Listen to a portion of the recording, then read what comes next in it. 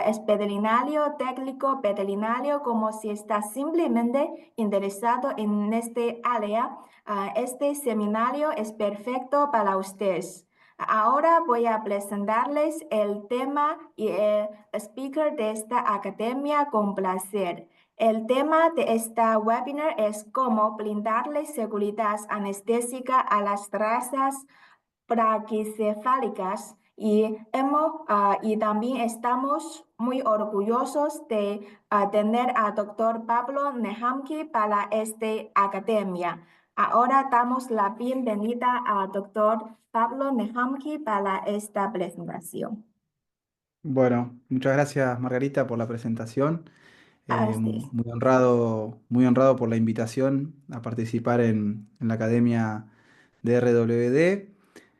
¿Se escucha bien? ¿Se está escuchando bien, Margarita? ¿Sí? Sí, sí, ¿Sí? puedo escuchar. Perfecto, perfecto. Bueno, mi nombre, como bien lo dijo Margarita, es Pablo Nehamkin, soy de Argentina. Trabajo en la ciudad de Tandil, que es una ciudad que está en la provincia de Buenos Aires, eh, justamente en Argentina. Soy investigador del CONICET, que es una entidad pública que se dedica a la investigación en Argentina, con mis líneas en anestesiología, clínica en veterinaria, y trabajo además como responsable de servicios de anestesia en 3 centros de referencia para la zona de influencia de la ciudad, que es un centro oncológico, un centro oftalmológico y un centro de emergencias y cuidados intensivos.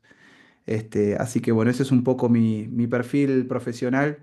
Y bueno, la idea de este webinar es hablar un poco de eh, cómo brindarle seguridad, lo que dice el título, ¿no? Cómo brindarle seguridad anestésica a las razas braquicefálicas. Así que, si les parece, arrancamos, así no cumplimos con el horario.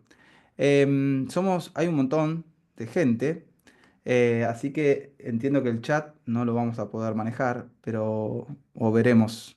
De última, cuando terminamos, vemos el chat si hay alguna pregunta, para atender, ¿eh? Pero igualmente dejo mi contacto por si alguno quiere después, tiene alguna pregunta muy específica.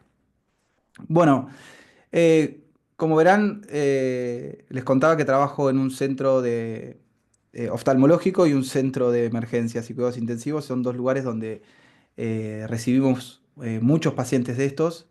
Lo oftalmológico de manera obvia porque tienen los ojos muy saltones estos perros, estas razas, y sabemos que suelen ser un foco de lesiones muy frecuentes. Y bueno, por sus propias condiciones que ahora vamos a desarrollar, en los centros de emergencia y cuidados intensivos suele haber perros braquicefálicos. Bien,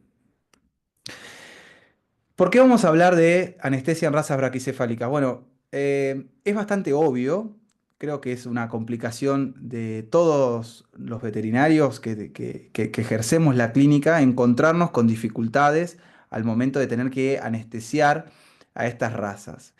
Y lo podemos decir todos de una manera muy clara y basado en la experiencia, pero bueno, siempre es bueno tener un soporte científico o de bibliografía para poder sostener estos conceptos, le da más robustez a la idea, y claramente hay trabajos que muestran que tenemos hasta 4 veces mayor riesgo de complicación cuando anestesiamos perros braquicefálicos versus no braquicefálicos. Y si hacemos un procedimiento en ese perro, un procedimiento invasivo, esto sube hasta 5 veces.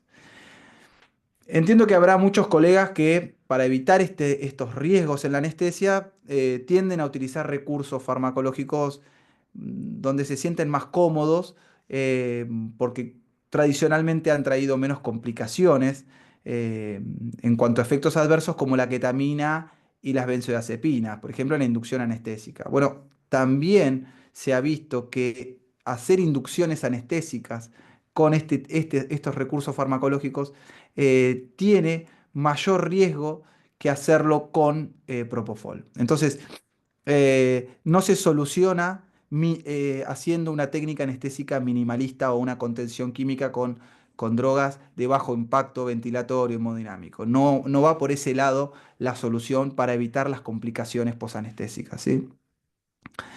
Brevemente, todos somos veterinarios, sabemos de qué se trata, pero para entender mejor de qué hablamos cuando hablamos de perros braquicefálicos, tenemos que recordar que estos perros lo que han sufrido es una modificación en el largo de su maxilar, sobre todo. Esta disminución del largo del maxilar no fue acompañado de una disminución de los tejidos blandos, por ejemplo, ¿sí? De lo que podría ser el paladar blando. Entonces, tenemos perros con maxilares más chicos, más cortos, pero con un paladar blando como si fuese un perro dolicocéfalo. Esta situación hace que ese sobrante de paladar vaya a parar a cualquier lado, normalmente a obstruir la laringe. Pero no es solamente esto. El síndrome braquicefálico es una composición de distintas cuestiones, alteraciones propias de estas modificaciones genéticas que, como bien digo, se convierte en un síndrome. Un síndrome que se le ha dado a llamar síndrome obstructivo respiratorio braquicefálico. Nosotros, las siglas en español sería SORB. A mí me gusta más decirle BOAS. BOAS es lo mismo, pero con las siglas en las palabras en inglés, ¿sí? Entonces es un síndrome obstructivo respiratorio braquicefálico. ¿En qué consiste ese síndrome? Bueno, como les comentaba recién, es una combinación de situaciones. Una muy importante es la estenosis de las narinas y cornetes aberrantes. Eso hace que la conducción del flujo de aire a través de la nariz sea muy compleja. ¿Mm? Otro paso obstructivo que uno podría decir, bueno, yo puedo sortear la nariz abriendo la boca, pero esto tampoco se soluciona porque como les comentaba anteriormente, el paladar blando elongado, o el paladar blando del dolicocéfalo que debió haber sido ese perro, termina obstruyendo la laringe. Entonces puede abrir la boca, puede entrar más aire por la boca, pero se va a encontrar con la obstrucción propia del paladar blando. A eso se le suma la macroglosia, ¿sí? Que es muy frecuente. Esa macroglosia es más espacio que se ve ocupado en la cavidad bucal. Creo que se interpreta bien la imagen tomográfica que mostré recién. No sé si se ve el mouse, pero aquí estaría el paladar blando tapando, ¿no? El acceso, el flujo hacia este.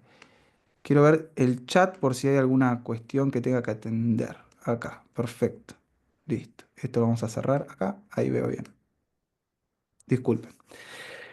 Y otra situación que puede darse dentro del síndrome es la hipoplasia traqueal, ¿sí? Lo que pasa es que la hipoplasia traqueal termina siendo lo menos importante, porque cuando tenemos narinas estenóticas, cornetes aberrantes, un flujo nasal obstruido y tenemos paladar blando elongado, ya el problema lo tenemos mucho antes que una tráquea más con una menor sección, ¿sí? Con menor capacidad de flujo. Pero bueno, esto hay que siempre tenerlo en cuenta. Para caracterizar mejor y entender mejor qué es lo que pasa con el flujo ventilatorio en estos perros, hay un método que se llama pletismografía barométrica de cuerpo entero, que lo que hacen es meter a los perros dentro de esas cabinitas que se ven ahí. Esas cabinitas están muy, muy, muy calibradas. Una vez que vos metés el animal ahí adentro, podés medir cómo es el flujo de aire que entra y sale de esa cabina y vincularlo al flujo ventilatorio propio del animal, ¿no? Tiene sus dificultades, su instrumentación, porque obviamente un perro nervioso que se mueve mucho va a alterar todo esto, pero con paciencia los estudios se terminan haciendo. Y cuando vemos los resultados, lo vemos en estas gráficas. El eje Y se ve el flujo en mililitros segundos y en el eje X el tiempo, ¿no? Entonces, cada de estas oleadas son ciclos ventilatorios, ¿sí? Entonces, fíjense, el flujo cuando es negativo es inspiración y cuando es positivo es expiración. Entonces, cuando va por debajo de cero, el animal está inspirando y cuando está por encima de cero está expirando. Fíjense, este es el primer gráfico es de un perro, de un beagle, de un perro no braquicefálico. Fíjense cómo tiene una forma armoniosa de comportamiento del flujo. Lo que hicieron luego fue ir metiendo distintos perros braquicefálicos con distinto grado de síndrome, ¿sí? Porque esto se podría clasificar el grado de obstrucción con distintos parámetros. Yo normalmente tiendo a considerar a todos los braquicefálicos de la misma manera.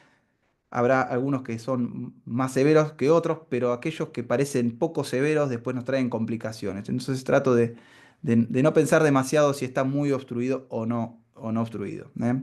Fíjense en estas gráficas cómo va cambiando el comportamiento del flujo y a medida que se agrava el cuadro, vemos tiempos inspiratorios más prolongados.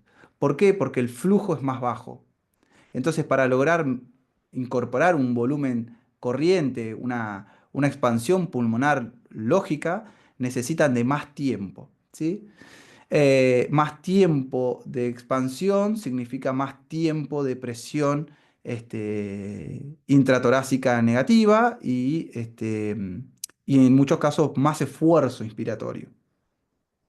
Fíjense, a medida que vamos agravando el cuadro, fíjense en la imagen D, la gráfica D, el tiempo inspiratorio, lo prolongado que es, ¿no? Luego tiene una fase expiratoria pronunciada. ¿Y por qué puede ser eso? Y bueno, es muy probable que ese esfuerzo inspiratorio tan importante durante tanto tiempo para lograr que ese aire ingrese, genere un gradiente muy importante para la salida luego, ¿sí? Entonces sale el aire expirado, el aire es expirado con mucha fuerza. Bueno, y en los grados más avanzados es un desastre, ¿no? Nada que no sepamos, pero siempre es bueno poder graficarlo y entenderlo mejor. Este es un ejemplo, no sé si se escucha, este es un ejemplo que yo voy a tomar a lo largo de la charla porque es un caso que tuvo sus bemoles para manejar. Un perro que tiene un tiempo inspiratorio muy prolongado, con una obstrucción bastante severa. A mí me pasa mucho en estos casos que como trabajo en oftalmología, muchos casos vienen y no vienen para resolución del síndrome, vienen para una solución de un procedimiento oftalmológico. Y la gente normalizó, su familia normalizó que el perro tiene este problema, que no lo consideran un problema, lo consideran una característica de la raza, que respira de esta manera. Entonces no les preocupa eso, lo que les preocupa es el ojo. Entonces yo tengo que atender la situación del ojo con un perro que se va a dormir así y se va a despertar así. ¿Eh? Muy bien. ¿Qué es el tiempo inspiratorio? Bueno, entonces, ¿en qué repercute esto? Bueno, creo que es bastante claro para todos, pero vamos a hacer un repaso, que el no poder respirar o ventilar de manera normal o con un flujo adecuado, posiblemente conlleve a una disminución de la aireación pulmonar o una dificultad en poder airear los pulmones de manera correcta. Si usamos las leyes de Fick, que son las que explican básicamente el proceso ventilatorio respiratorio, ¿qué nos dice Fick? Nos dice Fick que para que una molécula pase por una membrana, de un lado a otro de una membrana, en este caso vamos a hablar de oxígeno, para que el oxígeno pase desde el alveolo hacia la sangre, por la membrana alveolar, requiere de tres factores. Uno, el gradiente. Obviamente tiene que haber más oxígeno en el alveolo que en la sangre, si no el oxígeno no va a pasar. Eso lo podemos forzar dando oxígeno, ¿sí? En vez de aire, oxígeno. Sería una estrategia. Luego, el espesor de esa membrana. Bueno, supongamos que eso no lo vamos a modificar, que es un pulmón sano. El tercer factor, y muy importante, es la superficie de membrana. Cuanto mayor membrana tenga, más fácil va a ser el pasaje. ¿Qué pasa? Si yo tengo pulmones que están siendo poco ventilados porque no puede entrar el aire porque está muy obstruido, es posible que esta membrana, esta superficie, si yo uniera toda la superficie alveolar, toda junta en una sola membrana, es probable que esa membrana sea más chica que en un perro que ventila de manera correcta, ¿sí? Porque los pulmones, las zonas, todos los alveolos van a estar ventilados, expandidos. ¿Esto qué conlleva? Bueno, conlleva perros que sufren de hipoxemia o que tienen tensiones de oxígeno más bajas que los perros que ventilan normal. Y esto es algo una constante en este tipo de razas. Perros que tienen tensiones de oxígeno más bajas. ¿Cómo luego tienden a compensar? No sé si es tanto una compensación como una herramienta fisiológica para tratar de balancear esta caída de la tensión de oxígeno es incrementando la oferta de hemoglobina para ofertar un medio de transporte más amplio. Entonces se incrementan los niveles de hemoglobina. Esto lo hace obviamente a través del incremento de los glóbulos rojos, eso cambia la reología sanguínea y tenemos sangres un poco más densas, y esto podría promover la hipercoagulabilidad, aunque esto no está del todo comprobado, ¿sí? Pero es una característica de los perros braquicefálicos el incremento de los niveles de hemoglobina. Vamos a ir, esto es un repaso fisiológico y un poquito de interpretación del síndrome para después ir hacia el manejo, ¿sí? Téngame un poquito de paciencia, no va a llevar mucho tiempo. La otra situación que se va a dar cuando el animal ventila mal, tiene poco flujo y los pulmones se expanden poco, es una situación a nivel de la vasculatura pulmonar. ¿Y por qué? Bueno, si el pulmón está en un estado normal de aireación y yo dejo de tener un ciclo ventilatorio, lo dejo a los pulmones en reposo, los pulmones están expandidos en cierto nivel, que vamos a llamarlo capacidad funcional residual, ¿no? La disponibilidad de parénquima pulmonar que tiene, de nuevo, sin inspirar ni expirar, en un estado de reposo. Ese es el punto de menor resistencia vascular pulmonar. Fíjense, acá tenemos en el eje Y resistencia vascular pulmonar, entendida como cuán abiertos o cerrados están esos vasos, ¿sí? Cuanto más cerrados estén los vasos, más resistencia va a haber. Si el pulmón se empieza a expandir mucho, mucho, llegando a los niveles de capacidad total, lo que va a ocurrir es que esos alvéolos que se expandieron tanto van a generar una presión sobre los vasos alveolares. Como estamos hablando de una gran cantidad de vasos sanguíneos, pulmón muy abierto, comprime muchos vasos sanguíneos alveolares, va a haber un incremento de la resistencia vascular pulmonar debido a que hay un incremento de la resistencia en los vasos alveolares.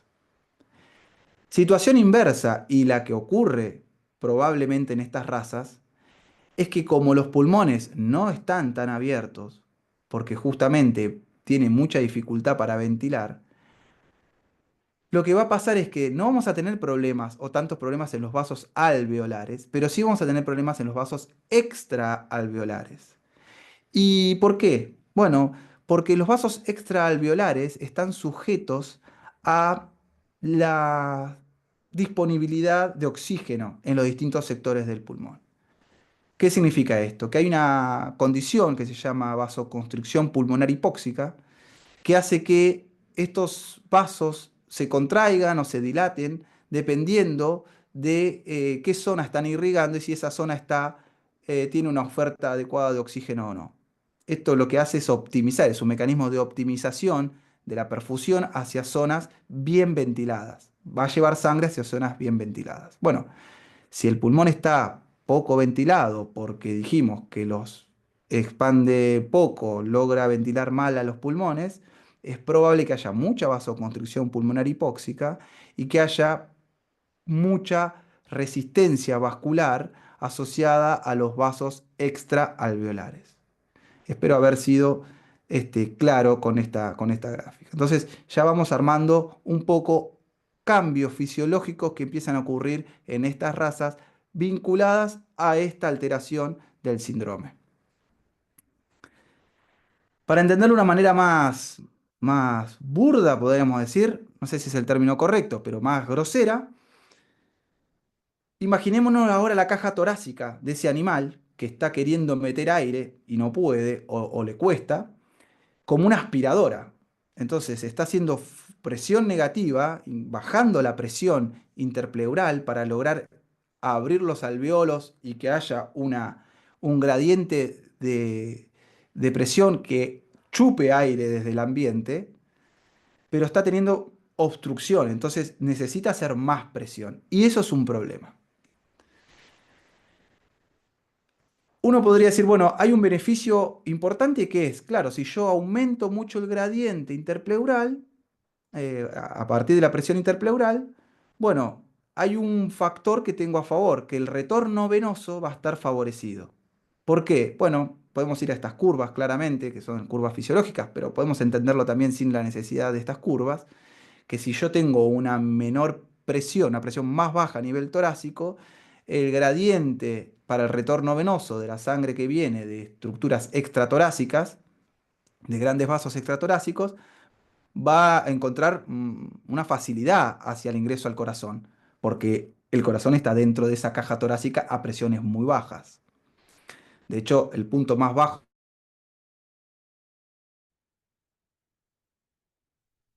¿se escucha? Sí, sí, puedo escuchar. Se cortó.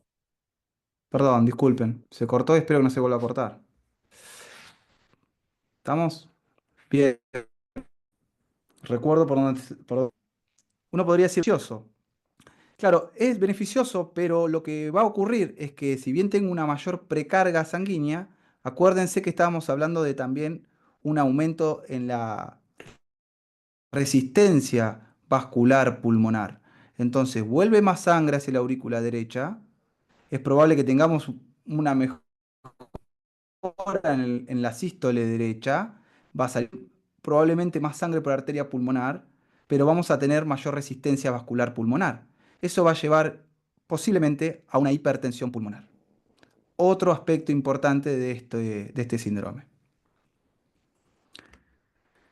De hecho, esto no lo digo yo como una interpretación fisiológica, sino que hay estudios que muestran que las presiones en cámaras derechas en estas razas son mayores a las razas no braquicefálicas. Esta situación de incremento de presión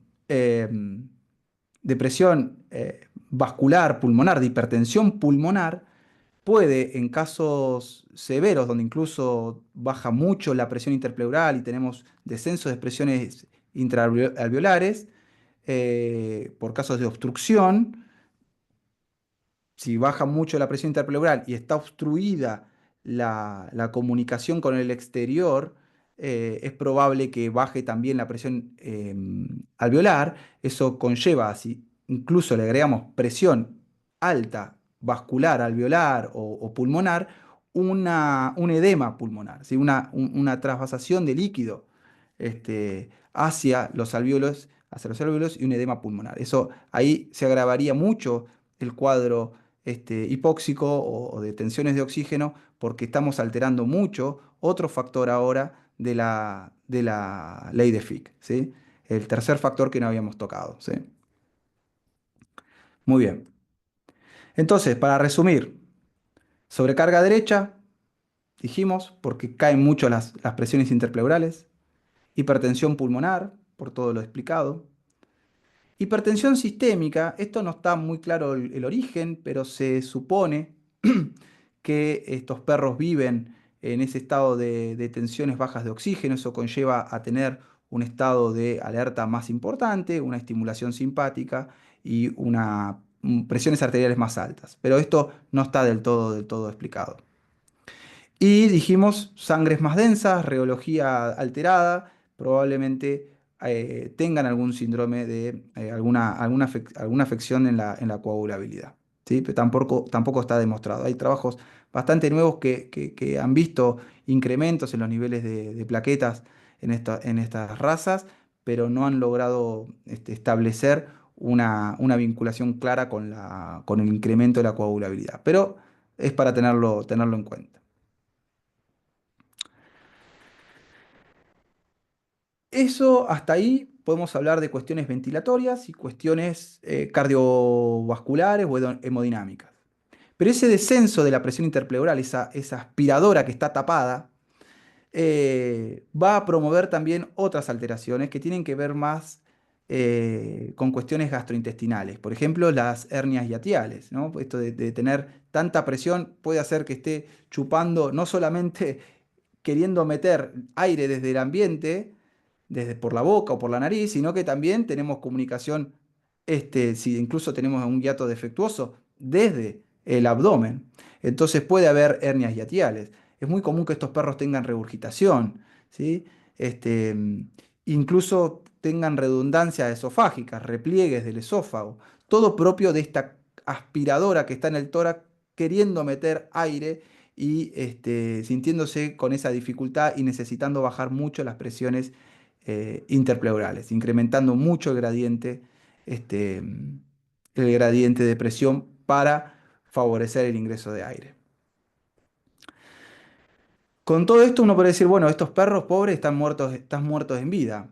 Y esto no es cierto, son perros que viven su vida bastante bien, ¿sí? O sea, tenemos todos estos problemas, es cierto, pero después uno lo ve que entran en la veterinaria, son felices, hacen todo lo que tienen que hacer, se tiran algunos gases, eso sí, que termina siendo divertido, son perros hermosos, divinos, a mí me parecen muy, muy bonitos.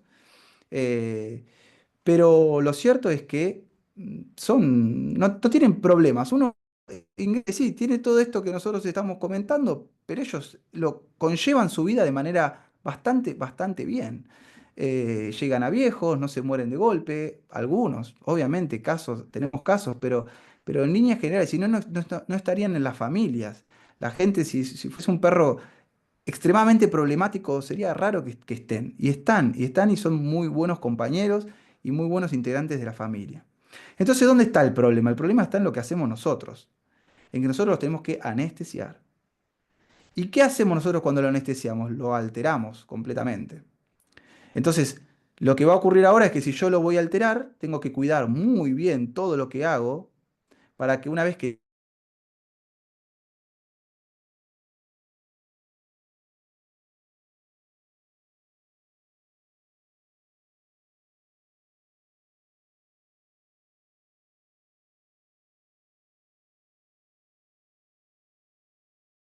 escuchar la historia, la anamnesis de, permítanme ver si ahora tengo mejor internet por Wi-Fi. Hacemos un intento.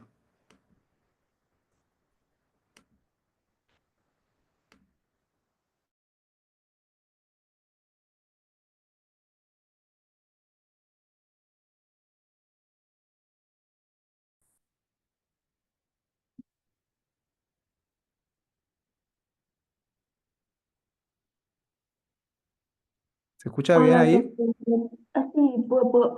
sí, ahora sí. Bien, es que cambié de red. Creo que ahora vamos a andar bien. Espero. Bien, lo primero es escuchar. Yo le hago una serie de preguntas a los tutores, a la familia, para saber si ronca mucho, más allá de todo lo que yo pueda ver, ¿no? Que si ronca mucho, si tiene regurgitación, si es común que lo vean lamer después que come, se relame, que adopta alguna posición particular, que si ha tenido diarrea o tiene diarrea. Cuestiones que puedan orientarme un poco a cómo es él o cómo es ella si es hembra, este, en su vida diaria, ¿no? En su comportamiento, cómo lleva su vida. Esto para mí me parece que es muy importante y también conocer un poco cuál es su dinámica o su, mm, su organización familiar en cuanto en qué horarios come, cuándo come, cuánto come, qué come, ¿sí? Todo eso es importante. Sobre todo, ¿por qué? Y bueno, porque después tenemos que nosotros organizar un ayuno, porque va a ser sometido a una anestesia. Entonces yo tengo que saber este, cómo manejo el ayuno de ese animal para afrontar la anestesia. Es todo un tema el ayuno en las razas braquicefálicas porque normalmente nosotros hacemos ayunos de 8 horas, eso es lo que normalmente indicamos. Muchas veces comen a la noche y nosotros hacemos el procedimiento en la mañana, entonces cubrimos esas horas de ayuno en la noche. Pero lo que se sabe de estas razas, y yo inicialmente lo entendía de otra manera, yo consideraba de que como es también común que tengan tránsito disminuido, un tránsito gastrointestinal disminuido, un menor vaciado gástrico, eh, tendía a hacer ayunos más prolongados. Bueno, hace un tiempo se ha cambiado esto, se considera que eso promueve la regurgitación, los ayunos muy prolongados, entonces 6 horas de ayuno suele ser aceptado y idealmente tiendo a que esa última comida sea una comida de baja cantidad. No cambio la dieta. Hay muchos colegas que cambian la dieta, dan alguna comida blanda. A mí eso no me gusta porque no me gusta cambiarle la rutina al perro. Siento que si yo le modifico la dieta puede traer otros problemas que no quiero que aparezcan. Entonces, estoy hablando de problemas gastrointestinales, básicamente. Entonces, prefiero que coma lo que está comiendo, lo que viene comiendo, pero que lo coma en una ración más pequeña. Y 6 horas de ayuno. Líquido, suelo dar 2 horas de ayuno. Todo lo que sea terapia antiácida y terapia antiemética es bienvenida. ¿Cuál? La verdad es que no hay un consenso o un protocolo comparado, evaluado, que diga esta estrategia es mucho mejor que esta otra. Les voy a comentar cómo trabajamos nosotros. No significa que dentro de un año lo cambiemos. Lo que solemos hacer es omeprazol, ahí puse un inyectable, pero usamos omeprazol oral la noche previa a la cirugía y damos maropitán el día de la cirugía. Eh, metoclopramida uno podría usar también. Hay protocolos que después vamos a ver sobre el final, algún estudio con protocolos que han mostrado algún... no han comparado exactamente el beneficio del Reliberan, pero sí, de la metoclopramida, pero sí hasta la infunden durante la cirugía. Yo eso no lo hago. Ondansetron también podría ser otra alternativa. Ya les digo, todo lo que sea para evitar vómitos y reflujos es bienvenido, ¿sí? Dentro de lo que se sabe que se puede usar y que está comprobado que está indicado en perros.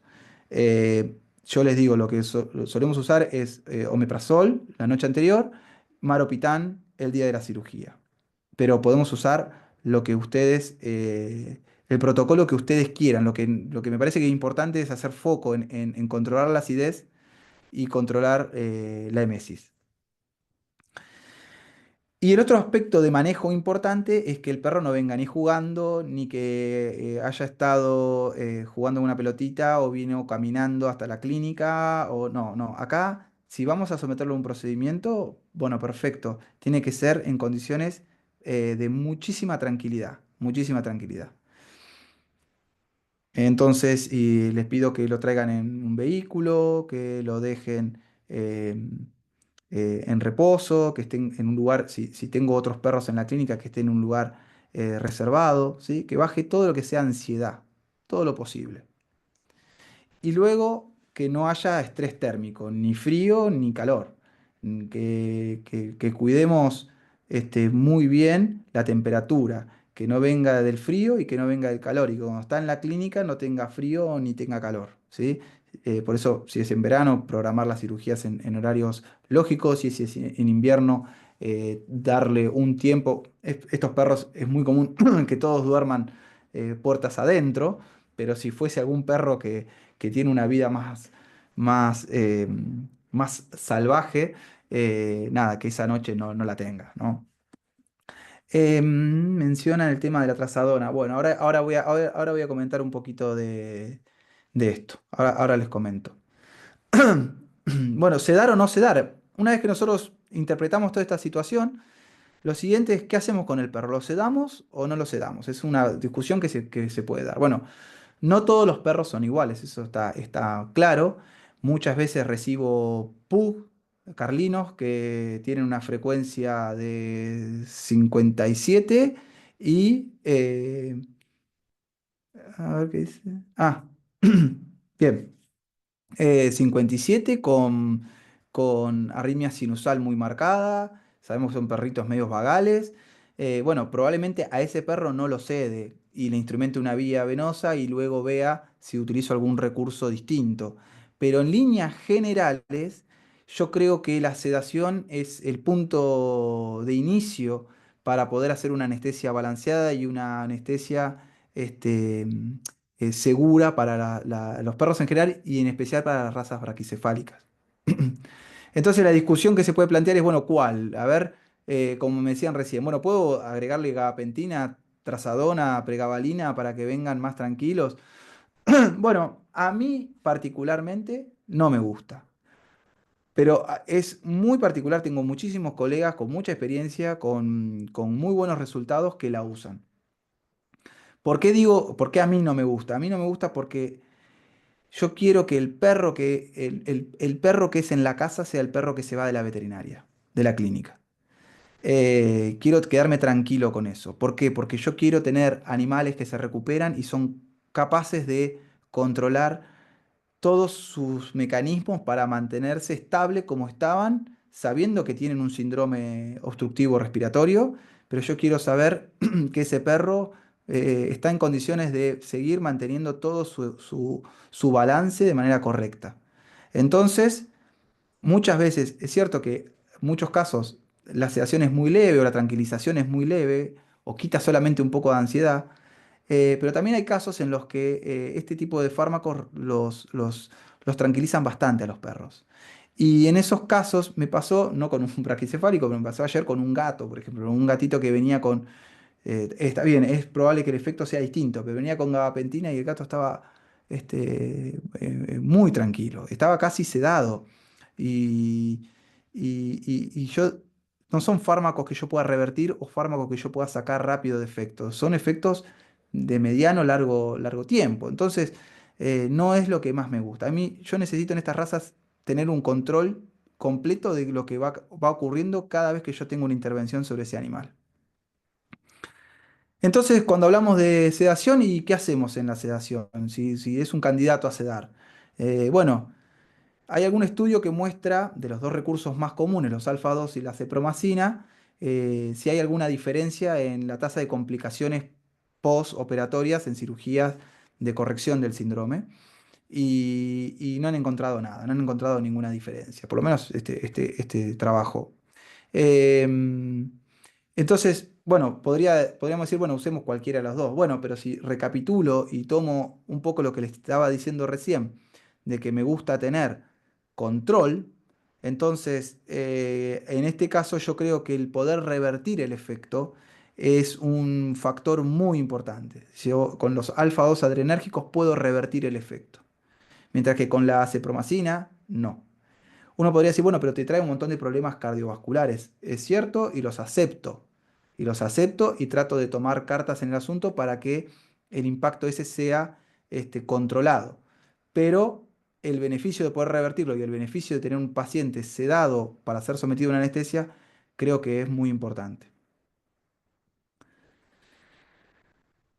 Una vez que nosotros decidimos sedarlo, el paso siguiente y clave, obviamente, es instrumentar una vía venosa.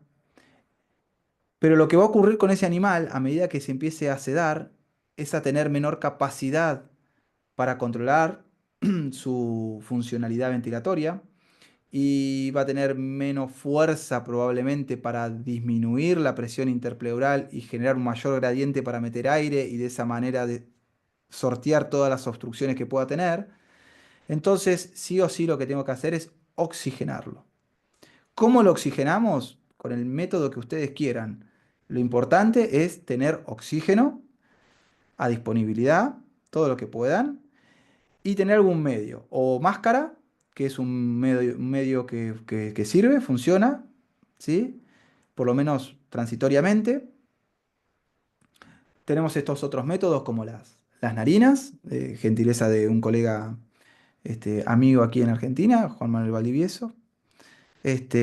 Una foto muy bonita que está con una bigotera puesta, y ahí podemos dar flujo de oxígeno. Cualquier cosa que enriquezca la atmósfera que enriquezca con oxígeno la atmósfera que está respirando ese paciente, va a ser beneficioso. ¿Por qué? Porque estamos, si bien ahora perdimos capacidad ventilatoria posiblemente, o incluso perdimos capacidad de respuesta ante la hipoxemia porque está sedado, está deprimido en su respuesta neurológica, estoy compensando con uno de los factores de la ley de Fick, que era el gradiente de concentración. Estoy metiendo más oxígeno a nivel alveolar. ¿Sí? Una vez que nosotros oxigenamos bien, tiene que estar un tiempo correcto oxigenado, pero no el excesivo. No por una cuestión de oxígeno, sino una cuestión de tiempo. Si yo lo tengo mucho tiempo ventilando muy mal, porque puede pasar que este paciente que está sedado, lo subo a la camilla y veo que está respirando mal, que le pongo oxígeno, satura 95 con oxígeno, y le veo que hace un esfuerzo inspiratorio muy importante, o por lo menos escucho que está muy obstruido, eso no es nada positivo. Entonces es probable que tenga que tomar cartas en el asunto y ahí es mejor directamente pasar a la inducción. En caso que hagan inducciones, y esto es algo muy importante, monitoreen las inducciones anestésicas. Es muy frecuente que se hagan inducciones anestésicas sin monitorear y que se considere una etapa ciega de la anestesia, cuando es una etapa clave de la anestesia. La transición de la depresión a la inconsciencia es una etapa de altísima vulnerabilidad para el animal. Que si nosotros no hacemos las cosas bien, nos distraemos o lo que sea, puede ser fatal.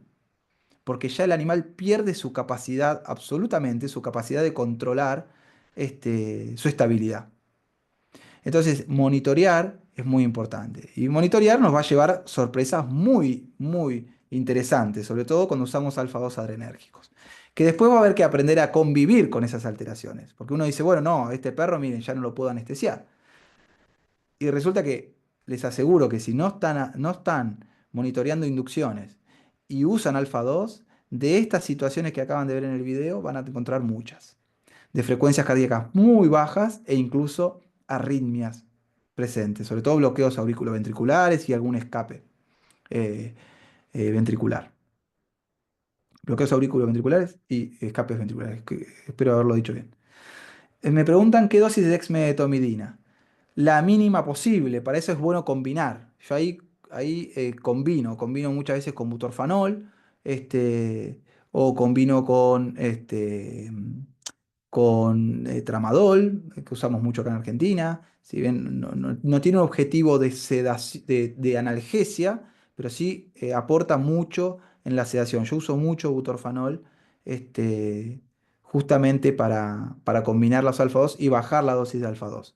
Normalmente con 3 a 5 microgramos kilo de dexmedetomidina es un efecto, obtenemos un efecto suficiente. Yo no busco sedaciones muy profundas tampoco, ¿eh? Busco sedaciones que me permitan bajarle la ansiedad al perro, instrumentar una buena vía venosa y que me dé facilidad para oxigenar. Eso es mi objetivo. No busco perros que estén muy sedados. Combinación con ketamina, la ketamina tiendo a evitarla. Y atropina también. Este perro que está con esta frecuencia cardíaca antes de la inducción probablemente está hipertenso. Si doy atropina, puedo corregir la frecuencia, pero no voy a corregir la presión arterial, la voy a incrementar y va a ser desastroso.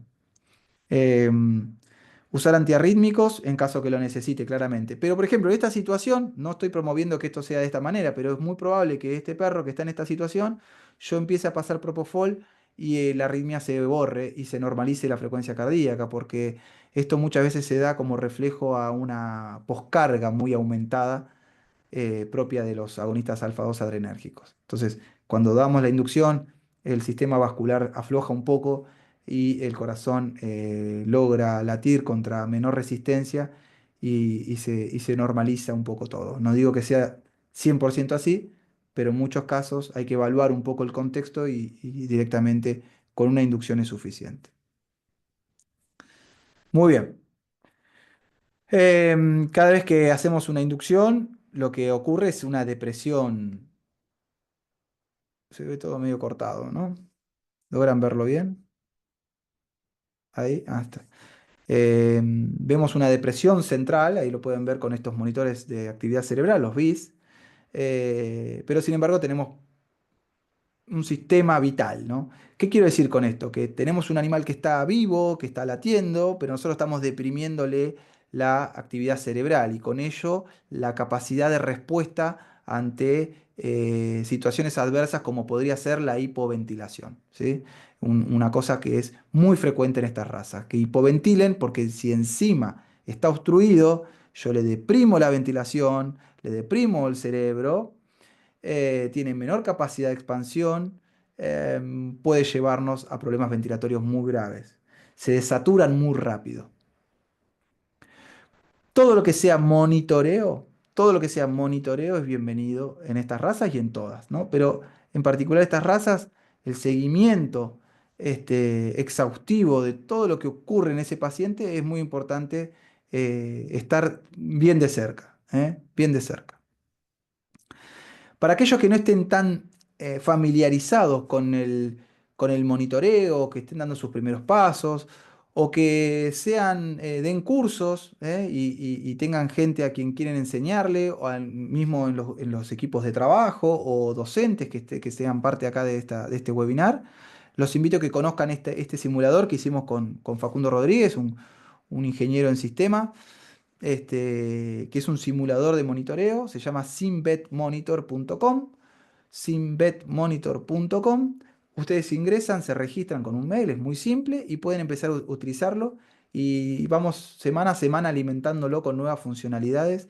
La verdad que es un proyecto re lindo porque, nada, a mí personalmente me permite volcar todas las cosas clínicas, bien clínicas, que ocurren en la camilla, poder tratar de trasladarlas al monitor para que distintos colegas puedan vivir esas experiencias de una manera más relajada, ¿no?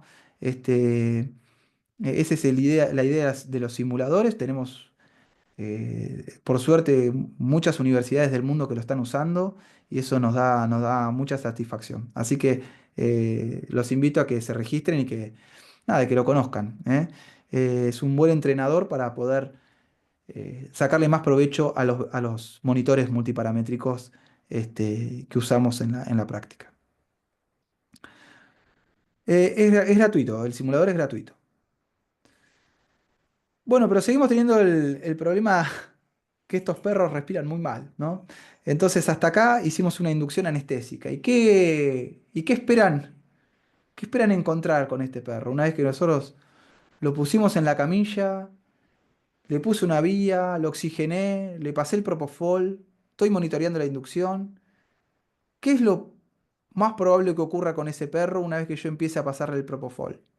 Bueno, es muy probable que ese perro, por eso nace una idea que ahora se le voy a comentar, hipoventile mucho, mucho, al punto tal de que no pueda respirar, sin ni siquiera todavía estar en condiciones de poder colocarle un tubo endotraqueal. Es decir, manteniendo reflejos laringios, al punto tal que uno palpa sin perder reflejo palpebral. Es un perro que todavía le falta un tiempo de inducción, pero que ya está obstruido, ya no respira, ya no puede. Y no solamente ya no puede, sino que ya se está desaturando. Entonces, ¿qué ocurre o qué normalmente se hace en medicina humana? Bueno, una herramienta de salvataje en medicina humana, si bien hay otros mecanismos un poco más eficaces, sobre todo porque están las condiciones dadas para poder hacerlo, pero uno de los métodos más comunes es la colocación de una cánula que se llama cánula de Gödel. La cánula de Gödel es una cánula muy vieja que ha sufrido modificaciones, hoy son plásticas, pero al comienzo eran de metal. Y la cánula de Gödel lo único que hace es colocarse y abrir un canal directo desde la boca hacia la laringe. No es una máscara laringea, no es un dispositivo supraglótico, nada de todo eso, porque eso sí necesita abolir reflejos de manera muy importante, porque estamos abrazando la laringe y eso necesita estar muy dormido, porque nadie es capaz ni siquiera de meterse el dedo hasta la garganta. Imagínense meterse el dedo y tocar la laringe. Pero sí, este dispositivo lo que permite es hacer una comunicación hasta la laringe. Bueno, eso no existía en medicina veterinaria y como yo me encontraba con esta situación de manera muy frecuente, perros que yo decía, bueno, y ahora no está dormido, pero ya necesito intubarlo. ¿Cómo hago? Bueno, espero a darle más, hago inducciones más rápidas que conlleva a mayor depresión ventilatoria o incluso mayor impacto hemodinámico. Bueno, la idea fue construir una cánula de Gödel. Esta es una serie de prototipos que hicimos durante unos años, basándonos un poco en la impresión 3D. Finalmente tomamos un diseño que funcionaba, lo comunicamos, hicimos una comunicación científica. Eh, Ahí tienen las imágenes tomográficas con la cánula y sin la cánula. Y ahí ven una imagen cómo se vería desde la boca del animal una vez puesta la cánula. Esto lo que permite es despejar completamente la vía aérea, es decir, desde la boca hasta la laringe. Entonces, despejo obstrucciones.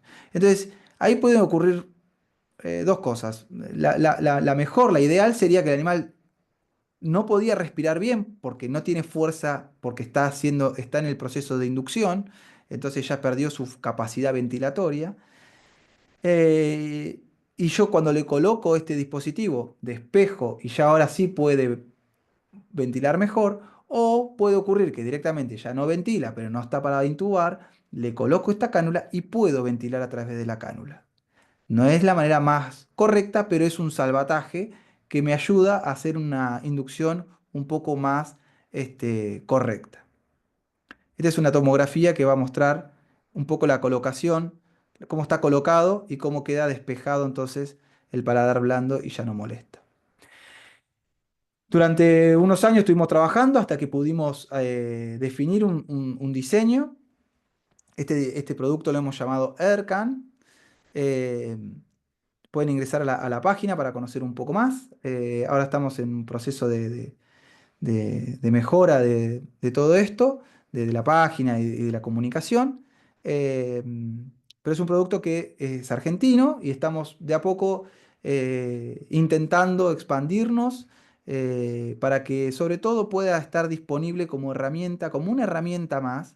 No es la salvación, pero es una herramienta más que consideramos que tiene que estar dentro del arsenal de dispositivos para proteger la vía aérea o para manejar la vía aérea en perros y en particular en razas braquicefálicas. El producto está terminado, es un producto que logramos una calidad de materiales que estamos conformes. eh, y, y bueno, lidocaína tópica y tubo endotraqueal. Es muy poco probable que con lidocaína tópica vos puedas colocar un tubo sin que el animal lo sienta. Y te recuerdo que estoy hablando de una etapa muy crítica que es el inicio de la inducción.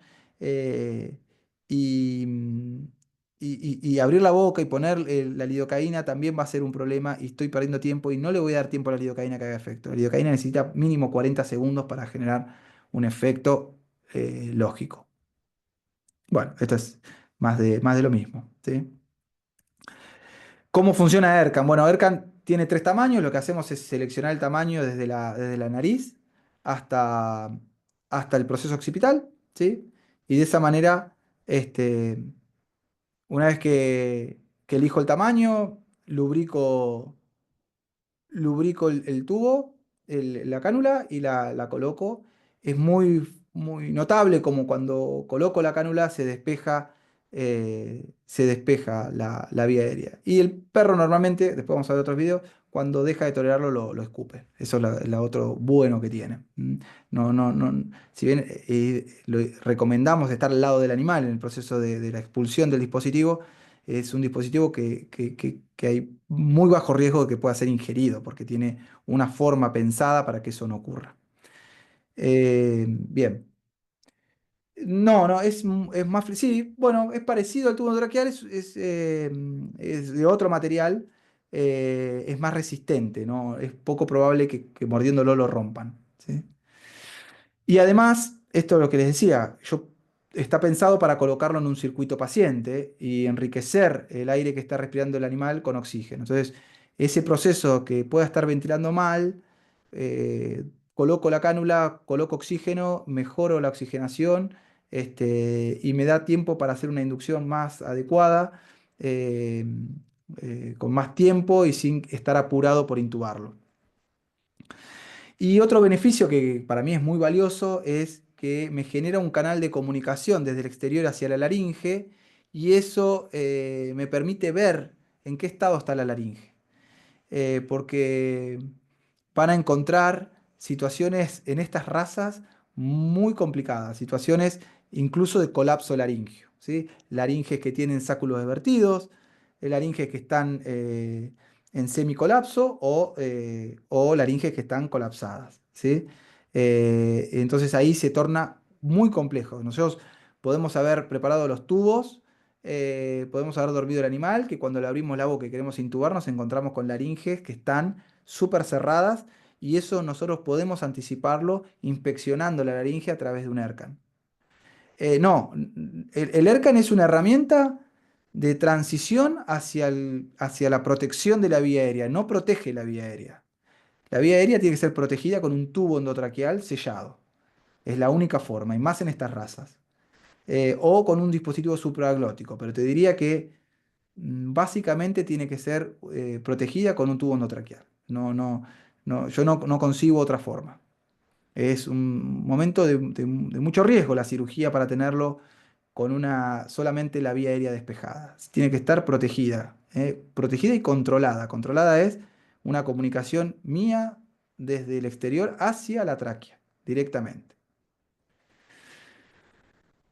Como vamos a hablar de laringe e intubación, supongamos que pudimos sortear esta etapa, que usamos Zircon, que oxigenamos bien, que logré un buen plano anestésico, ahora sí estoy en condiciones de intubar. La intubación siempre preparo el material antes, obviamente que tengo que tener todo preparado, un laringoscopio, no la luz del celular, un laringoscopio, gel con lidocaína para poder lubricar el pasaje del tubo, algún soporte para el maxilar, una gasa que traccione la lengua y varios tamaños de tubos. ¿Sí? Tengo que tener una buena oferta de tubos para eh, no encontrarme con sorpresas luego y tener rápidamente una opción de cambio. Todos los tubos chequeados, siempre los chequeamos antes porque es muy frecuente que el tubo que elegimos y pusimos es el tubo que estaba pinchado. Sobre todo nosotros que reutilizamos tubos. Entonces, siempre chequeamos los tubos. Em, Bien, y una herramienta que me parece que es muy valiosa en estas razas, y si vimos a través de un ERCAN que teníamos colapso laringio, es el uso de boogies o guías, ¿sí? Es una herramienta que usamos mucho en especies, por ejemplo, que son muy difíciles de intubar, como los cerdos, por eso el video. Fíjese, este es un cerdito que yo le pongo el boogie, ¿sí? El boogie es una guía, tiene que ser totalmente atraumático, lo que vamos a usar tiene que no tener punta, no ser rígido. Y una vez que nosotros usamos el buggy, lo que hacemos es meternos con la punta de esa guía a la tráquea. Y una vez que yo pasé la laringe con esa punta, yo ya sé que lo que traslade luego va a acompañar esa punta y va a entrar a la tráquea, que es el lugar que me interesa. ¿De acuerdo? Entonces, las guías, estos boogies, son una herramienta que tenemos que tener en el cajón de intubación y que tenemos que tener preparado cuando hacemos razas braquicefálicas. Otro problema que puede ocurrir con la intubación es que usemos tubos muy largos. ¿Por qué? Porque tenemos razas que por ahí van con un tubo 5, un tubo 6, pero el tubo como es de humanas, los que usamos son de humanas, el largo está preparado para una persona de ese quilaje, pero para otra anatomía. Nosotros nos podemos encontrar con perros como un pequinés que tienen nariz muy corta y la carina también está muy cerca, entonces es probable que si yo ingreso con un tubo normal y voy hasta el fondo de manera normal, y ha ocurrido y va a ocurrir, seguir ocurriendo, nos vayamos hacia un lóbulo pulmonar, hacia un lóbulo, perdón, hacia uno de los pulmones. ¿Y qué ocurre ahí? Bueno, es muy frecuente que cuando lo colocamos, ventilamos, sentimos una bolsa rígida. ¿Sí? Queremos ventilar un poco y es rígido, o ponemos un ventilador y encontramos presiones de vía aérea altísimas en volúmenes corrientes normales para los dos pulmones. Entonces ahí hay que estar muy atento. Algo que podemos hacer es tener algunos tubos cortados, ¿sí? Y acoplamos, entonces lo cortamos y acoplamos el conector más cerca del tubo. Algunas opciones, ¿sí? Siempre lo único que tenemos que hacer es pasar la laringe unos centímetros y listo. No hace falta meterse mucho más.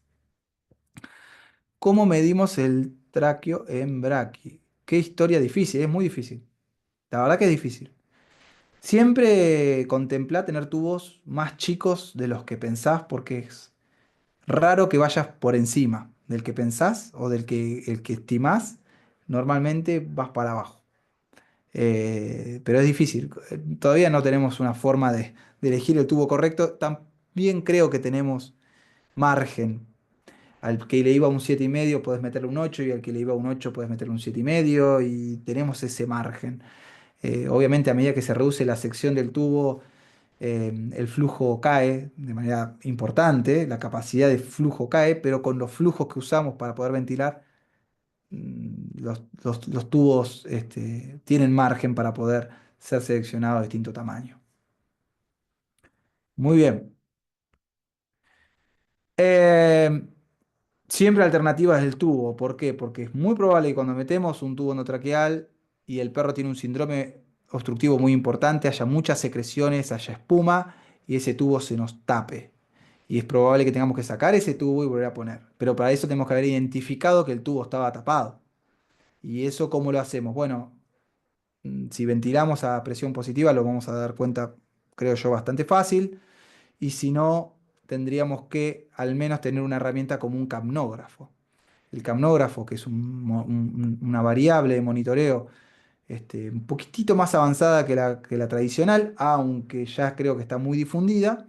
Hay un parámetro que es el ángulo alfa, que si nosotros vemos ese dibujo del capnograma, podemos identificar cambios en el ángulo alfa e interpretar si ahí está habiendo algún grado de obstrucción en la salida, ¿sí? Del gas desde los pulmones. Cuando hablamos de mantenimiento anestésico, idealmente anestesia inhalada. Yo creo que les diría que recomiendo 100% la anestesia inhalada en estos pacientes. Difícilmente recomiendo una anestesia endovenosa. Eh, si la hacemos muy bien, si usamos dosis bajas de propofol, hacemos un acompañamiento con drogas de bajo, de tiempo de efecto muy corto, eh, sería aceptable, pero creo que para evitar problemas, la anestesia inhalada es el mejor acompañante en estas razas, sobre todo porque se despiertan muy rápido. Y eso es muy bueno para estas razas. Esto es muy bueno para estas razas, por lo menos desde mi óptica, de mi visión. Y si a esto le acompañamos ventilación mecánica, ventilación a presión positiva, creo que creo que también permite un control de la expansión pulmonar, de la aireación pulmonar, muchísimo más eficiente que si dejamos al perro ventilando por sus propios medios, ¿sí? Así que esto es totalmente aconsejable. Anestesia inhalada y ventilación controlada. Creo que son dos herramientas muy importantes para el mantenimiento anestésico en las razas braquicefálicas. ¿Cómo manejamos la antinocicepción, ¿no? El dolor, ¿no? Vamos a llamarlo dolor. Bueno, las dos herramientas más clásicas son los opioides, ¿sí? El fentanilo, remifentanilo. Yo lo uso. Es cierto que hay mucha bibliografía, no sé si hay tanta bibliografía, pero hay muchos colegas evitando el uso de opioides en general y en particular en las razas braquicefálicas porque se dice que reduce el tono del esfínter esofágico, eso promueve el vómito y la regurgitación. Yo creo que esto tiene que ver manejar con cuidado la dosis y el tiempo de infusiones o de administración, ¿no? Si nosotros usamos dosis lógicas, en tiempos lógicos, una anestesia balanceada, o nos echamos mano a otros recursos como la lidocaína, la ketamina, podría ser una opción valiosa. Eh, con el ventilador no hay más riesgo de barotrauma. El barotrauma es un problema si nosotros usamos presiones de vía aérea excesivas. Eh, Normalmente en parámetros de ventilación normal, para los tiempos quirúrgicos que nosotros manejamos, los tiempos de ventilación, es difícil que tengas un problema. Ahora, hay que saber manejar el ventilador y saber setear los tiempos inspiratorios, las presiones de vía aérea, si usan PIP, no usan PIP. Hay un montón de parámetros que habría que tener claro para instaurar la ventilación mecánica. Pero una vez que nosotros la instauramos, yo considero que es mucho mejor controlar la ventilación que dejar que el animal controle la ventilación. Un animal anestesiado controle la ventilación. Em, sí, todo lo que es antiinflamatorios no esteroides es útil. Normalmente yo tiendo a usar Corticoides, pero lo menciono. Y la otra herramienta que les mencionaba, la anestesia regional, obviamente. Hoy con las opciones que tenemos en anestesia regional, no incorporarla sería un error, ¿sí? Y eso también nos permite reducir mucho eh, otros fármacos, como por ejemplo los opioides, que en este caso están en discusión, pero si nosotros acoplamos otros recursos, me va a permitir bajar el uso de opioides. Y en eso creo que es muy importante. Terminada la anestesia, terminada la cirugía, ¿qué pasa con la recuperación? Y acá hay un mundo muy particular en los braquis, ¿sí? De mucho riesgo. La oximetría y el oxígeno es lo último que retiramos. La oximetría y el oxígeno es lo último que vamos a retirar, porque son los dos factores que el oximetría como monitoreo de la cantidad de oxígeno que ese perro tiene, porque es el problema más común que tenemos, ¿sí? La obstrucción, porque ahora tenemos que volver a ese perro que entró por la puerta. Tenemos que volver a ese perro que estaba balanceado, que sabía manejar muy bien su vida a pesar de todos sus problemas. Hay en quienes abren un poco la boca, le ponen un rollito de cinta para encontrar mayor flujo, aunque si tenemos un paladar blando elongado vamos a tener problemas. Si hicimos una cirugía de corrección de paladar y se inflamó y obstruimos, vamos a tener el mismo problema por más que abramos la boca. Mantener el tubo endotraqueal colocado, eso hay una corriente que hace años que viene sosteniendo esto de dejarlo hasta el último momento. No estoy contento, pero yo hace muchos años que pregono no dejar el tubo puesto por dos factores. Uno, porque me parece riesgoso y otro, porque me parece muy molesto para el perro. Y creo también que hay muchos. Yo he vivido situaciones de disforia asociadas a sacar el tubo cuando el perro se estaba despertando. Entonces, prefiero, hace años que vengo extubando un poco más temprano. Obviamente hago que tienen que tener reflejo palpebral y muevo un poco el tubo y si veo que responde a ese movimiento del tubo, se lo saco, ¿sí? Eh, no espero tanto tiempo. Pero en estas razas en particular hay un chiste común que es que el perro, sacar una foto o un video cuando el perro está con el tubo puesto, como este video que hice yo. Y eso me parece que es cierto, el perro lo tolera mucho tiempo, pero es peligroso. A mí me resulta peligroso. Y de hecho, lo que les quería decir esto, hoy en el grupo de la Asociación de Anestesia de Argentina hubo algunas imágenes compartidas de tubos partidos porque los perros los mordieron y lo partieron en dos y incorporaron la fracción que estaba en la tráquea, la tuvieron que sacar desde la tráquea, ¿sí? Entonces, eso es una complicación muy severa que a mí no me gustaría vivirla, no me ha pasado y no me gustaría vivirla. Em, pero tengo ERCAN. Entonces, lo que hago, retiro los tubos y coloco ERCAN. Y el ERCAN, si lo coloco en el tiempo adecuado, es decir, si el perro no está muy despierto, le saco el tubo y pongo un ERCAN. A veces se puede incluso poner el ERCAN a través con el tubo por dentro, ¿sí? Entonces coloco el ERCAN y está el tubo dentro, después saco el tubo. Eh, Eso permite que el perro tolere bastante bien, esté un tiempo con el tubo puesto, la cánula puesta, eh, y sin problemas. Si recién suturé el paladar. Bueno, es probable que esto le falte rodaje clínico para terminar de encontrar las limitaciones, el alcance y las limitaciones, porque es un producto súper nuevo. Entonces necesita años de uso para después encontrar problemas y beneficios. Em, por el tipo de material, es un material muy suave. Entonces no es un material que vaya a traccionar o a raspar nada. Entonces yo creo que si está recién suturado, pero se coloca con delicadeza, no va a hacer más que mantener presionada esa sutura y después uno lo retira y nada más. No, pero hay que hacerlo rodar y ver qué pasa. Esa es la verdad. No puedo ahí dar una indicación clara. Y fíjense, este es el perrito que les mostré al comienzo. Fíjense cómo respira, ¿se acuerdan cómo respiraba, no? Y fíjense, estos son los primeros videos con mucho prototipo, por eso el ERCAN no es el final final. Ya estamos terminando, ¿ah? Le digo para el que se quiera ir a comer. Em, Fíjense, está bastante despierto y es este mismo perro. Les prometo que es este mismo perro.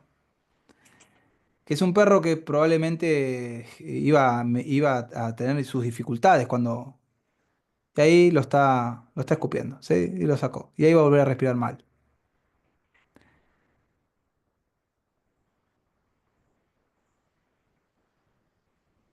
Muchas veces pasa esto también, que al despejar el paladar hasta que lo vuelve a acomodar, tenemos un tiempo más de permeabilidad. Eh, pero yo ya tengo un perro muchísimo más despierto, que quiero que vuelva a su vida diaria. Este es otro video, muchos videos de la etapa de prototipo, ¿no? El material es parecido al Vigel. No, no, no, no, es muchísimo más rígido. Es muchísimo más rígido que el Vigel. El Vigel es otro dispositivo, que también debería estar dentro de la cartera del portfolio de elementos con los que trabajamos para controlar la vía aérea. En esto no suplanta al Vigel o a los dispositivos supraglóticos. Es un complemento a eso. ¿Sí? Eh, bueno, y acá tenemos otro video más. Bueno, no los voy a... ¿Con qué valor de oximetría retirás el tubo? Bueno, intento de hacer alguna prueba de aire, dejarlos ventilando espontáneo, aire ambiental y ver a ver qué satura. Normalmente si están por encima de 94, 95, yo estoy contento, muy contento. No busco valores mucho más altos que esos. Si veo que desciende, está en 92, 91, 90. Me quedo oxigenando o me quedo viendo a ver cómo seguimos. Pero es importante saber cómo venía ese animal. Y hay muchos perros que conviven con oximetrías bajas. Y por ahí uno se asusta con 91, pero es la saturación que el perro tiene. Y al final uno dice, uy, ¿esto qué va a pasar? Y después lo vas estimulando, vas viendo que el perro está perfecto. Pero para eso no podés dormirlo demasiado, porque si buscas, por ejemplo, viene con gabapentina y yo no sé qué va a pasar después. Lo dejo con 91 y yo no sé si es el perro que siempre fue, porque estaba con una droga que va a durar mucho tiempo. Entonces, por eso mi importancia de sacarlos lo más normal posible de la anestesia, porque quiero saber cómo está él realmente. ¿Sí? El Vigel tengo entendido que es mejor para animales silvestres. No, no necesariamente. Puede ser una opción rápida para permeabilizar, pero tampoco sé si hay Vigel para animales silvestres. Hay Vigel para conejos, pero no sé si para otras razas, para otras especies que no sea perro y gato. Nos enfrentamos a un riesgo mayor en la anestesia de perros de 5 a 7 años. A medida que pasan los años, el riesgo va en aumento porque la reserva fisiológica va cayendo. Pero no creo que esa edad en particular tenga alguna cuestión específica.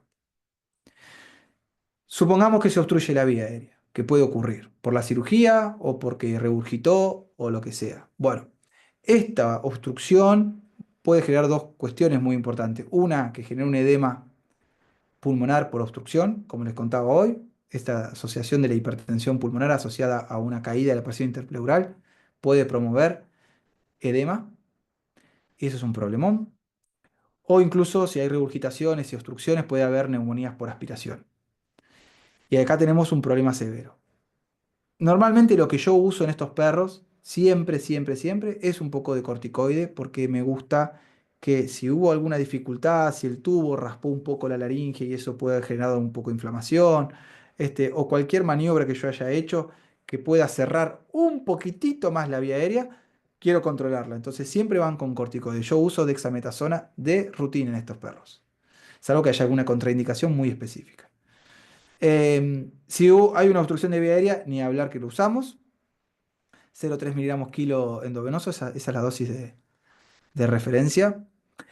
Las nebulizaciones, si hay casos de obstrucciones o quiero eh, anticiparme a la inflamación que puede haber propia de la cirugía en la corrección de paladar, por ejemplo, es un mecanismo que funciona.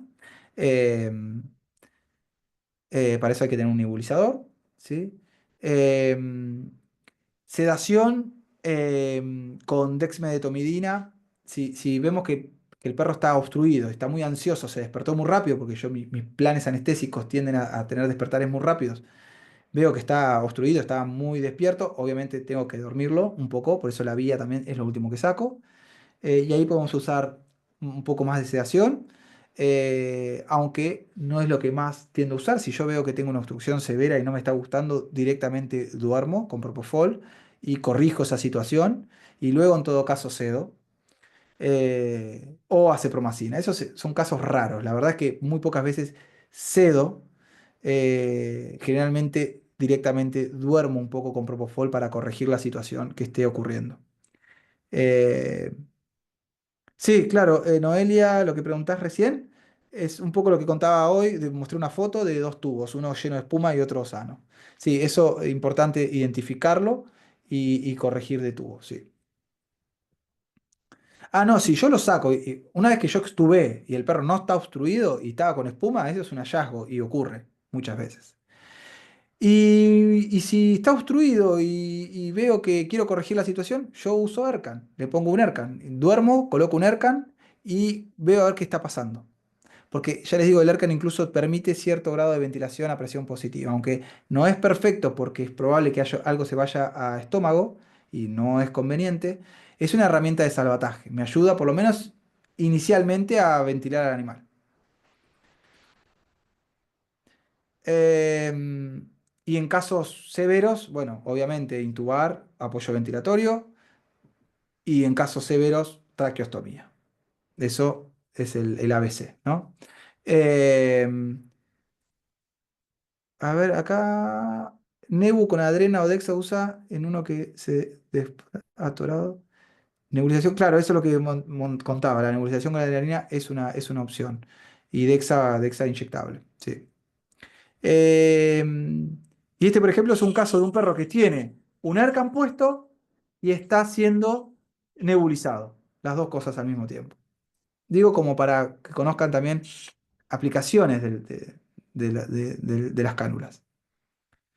Bueno, esto es un mundo, hay muchos lugares en el mundo que están buscando estrategias para tener menores complicaciones con los braquis. Este es un trabajo muy nuevito de este año, que aplicaron un protocolo para perros braquicefálicos y después evaluaron la disminución en las complicaciones. ¿Y qué es lo que hicieron? Bueno, lo que está en negrita es lo que empezaron a usar un poco más o cambiaron, no necesariamente usaron más. En este caso empezaron a usar más isapride. Yo no uso cesapride. Empezaron a usar más famotidina, eh, como que podría ser ranitidina en caso, si no tienen famotidina. En el protocolo empezaron a usar más bloqueos, empezaron a usar más infusiones de lidocaína, empezaron a usar menos metadona y fentanilo en el intraoperatorio y empezaron a usar más nebulizaciones con solución hipertónica y menos con epinefrina. Y incluso le metían una gasita con manitol en la laringe para reducir la inflamación. Nada que esté muy, muy probado. Y otra cosa que han hecho, pero que no ha variado mucho entre los que me llamó la atención, es la infusión de metoclopramida intraoperatorio. Y después lo que hicieron fue usar menos buprenorfina y usar eh, menos metadona y fentanilo en el posoperatorio. Un poco lo que hablamos de los opioides. Bueno, nada, es para contarle que este grupo hizo todas esas correcciones y lo que encontraron como mejora es que bajó los casos de distrés respiratorio o de problemas respiratorios postquirúrgicos. Ahora, son tantas las variables que no podemos asignársela a ninguna. Entonces, es lo que menciona Gasita con manitol. Pero no se lo podemos asignar a ninguno, porque en este caso hay tantas variables que yo no sé cuál es la que funcionó. Hicieron todos esos cambios todos juntos, qué es lo que está funcionando, qué es lo que les mejoró, no lo puedo saber. Así que poco puedo decir. Podríamos decir que usando todas esas opciones, que tampoco está arreglado. Cada colega usó cosas distintas. Entonces tampoco puedo, la verdad que es un trabajo muy, muy, me marea mucho. ¿Sí? Y una cosa que al momento de hablar con los propietarios, informás que puede haber traqueostomía. Eh, no directamente, no. No, no, no. No es algo que haga directamente. Mm, no. Bueno, lo voy a decir. Me tengo mucha fe. Eh, porque si no, yo tendría que informar eh, en cada caso el extremo. Mm, tendría que decir también que en una cirugía, no sé, de por ejemplo, yo hago muchos electroquimioterapias en gatos y cuando le hacen en la nariz, los gatos son muy malos respirando por la boca, no saben respirar por la boca y se obstruye la nariz y se ponen cianóticos. Y yo tendría que decir entonces que en una EQT es probable que tenga que hacer una traqueostomía. No es probable, pero corro el riesgo y creo que es un poco fuerte. Sí, si lo tengo que hacer, lo hago y se hace. O sea, es la vida o muerte. Pero no es algo que mencione inicialmente, no. Otro mecanismo que no lo mencioné, lo voy a dejar, no tengo experiencia, lo he visto, lo he leído, es el uso de los cascos helmet, que son estos cascos que sirven para hacer CPAP. ¿CPAP qué es? Es hacer que el animal tenga presión positiva y eso facilite, o sea, presión positiva, pero es no invasivo. El animal respira, pero a través de una atmósfera a presión y enriquecida con oxígeno. ¿Y eso qué hace? Bueno, hace que se abra un poco las vías aéreas y facilite el intercambio gaseoso y haya probablemente una mayor aireación pulmonar. Pero lo que es interesante de este trabajo es que le ponían los cascos a todos los perros, a algunos les ponían CPAP, 5 centímetros de presión, y a otros no le ponían nada. Le ponían oxígeno nada más. O sea, la misma cantidad de oxígeno en ambos, uno con CPAP y otro sin CPAP. El que tenía CPAP mejoraba, pero el que no tenía CPAP no desaturaba. Entonces, bueno, no tenemos el casco, no tenemos helmet, que son caros y se pueden romper. Bueno, por lo menos puedo darle oxígeno y pareciera que eso, en este caso, por la población que utilizaron, no hubo complicaciones. ¿Sí? Y muy en cuenta esto, ¿no? Que incluso las complicaciones pueden ocurrir 12 horas o más después de la anestesia. Entonces, un seguimiento cercano del caso es importante. No se olviden del caso. No, si bien yo ya les digo, hago anestesias que se recuperan muy rápido intencionalmente, siempre estoy pensando y hablo mucho de de la vuelta a la ingesta, del cuidado de la ingesta, de que vayan viendo de a poco, que incorporen un poco de agua, que si vomitan que no le den nada, y así. Mucho cuidado después, no se olviden del caso. En algún momento leí que uno de cada 140 pacientes, muy lejos de la realidad en humanos.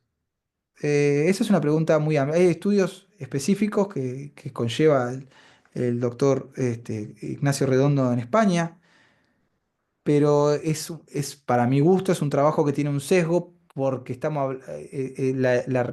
la incorporación de datos proviene de gente que hace anestesia. Ahora, si yo tengo que meter todos los casos que se anestesian por día en el mundo, creo que el 5% será anestesiado por gente que se dedica a la anestesia.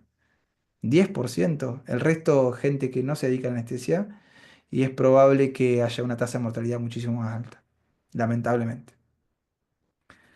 El estornudo invertido, ¿cómo lo manejas? No,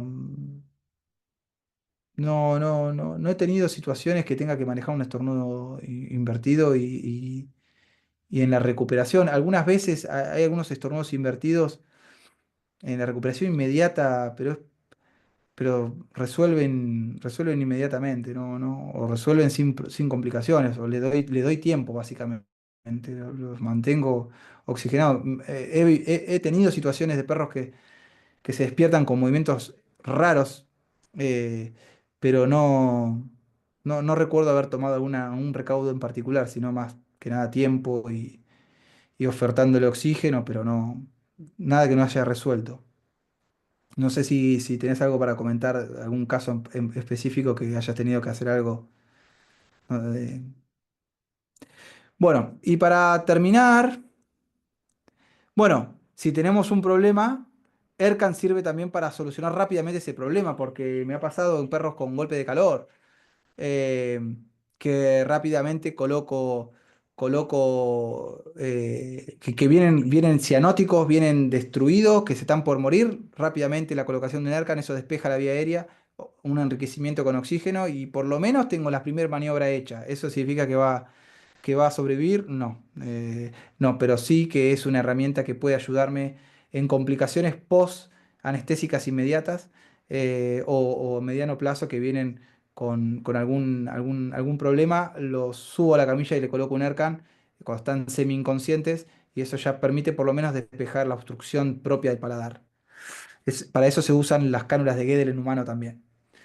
Mario Castro, no hago lo mismo. ¿No haces lo mismo y querés contarnos qué haces? La protección del globo ocular en el acto anestésico siempre, en cualquier raza, y en esta en particular porque tiene el ojo salido muy protruido, o tienen ojos muy grandes. Pero sí, sí, todo lo que sea protección, sobre todo porque están con los ojos abiertos y eso genera resequedad. Y bueno, y por último, una nota de color. Muchos, hace lo mismo, perfecto. Muchos dicen, no, bueno, hicimos un braqui, este se queda internado 24 horas. Bueno, tiene sentido, sobre todo si les digo que los problemas podrían ser hasta 12 horas. Pero hay un trabajo eh, relativamente nuevo que mostraron que los perros que se recuperaban con los dueños durante unas horas y después se iban ese mismo día a su casa, tenían una tasa de complicación más baja que aquellos que se recuperaban en la clínica sin acceso a los tutores y sin poder ir a su casa. Esto es interesante. ¿Qué creo yo? Que hay casos y casos.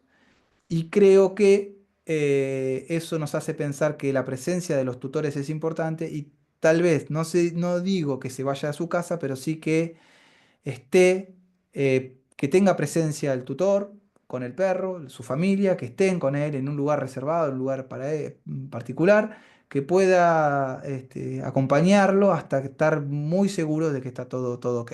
O sea, que la presencia de sus tutores y en un espacio tranquilo, confortable, creo que es muy positivo eh, para la recuperación de estas razas. Bueno, este es un paisaje de mi ciudad de Tandil, uno de los caminos que tenemos acá cerquita. Así que nada, para presumir un poco del lugar donde vivo. Les agradezco mucho la atención, espero haber cumplido con las expectativas de esta charla, que les haya servido, que hayan tenido herramientas útiles. Aquellos que ya vienen haciendo las cosas parecidas, sepan que esto es un poco una búsqueda también de lo más actual y que no hay cosas más nuevas que esto. Podría ser algo que me haya perdido alguna cosa, pero es un poco cómo trabajamos, ¿eh?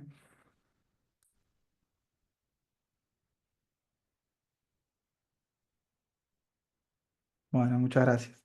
Ok, Gracias, ok, Marcelo. muchas gracias.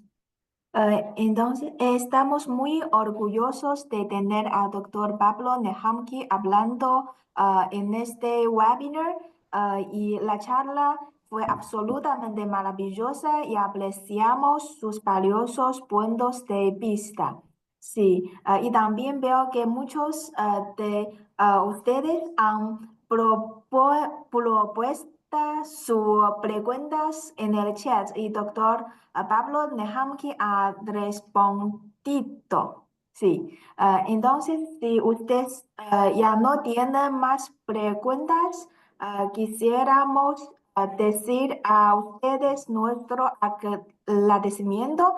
Gracias nuevamente a todos ustedes y muchas gracias a doctor Pablo Nehamki por su contribución y gracias por la participación de todos los asistentes. Con este concluye la academia de hoy. Si necesitan más información, no dude en ponerse en contacto con nosotros por correo electrónico o a través de nuestras redes sociales que se muestra en la pantalla.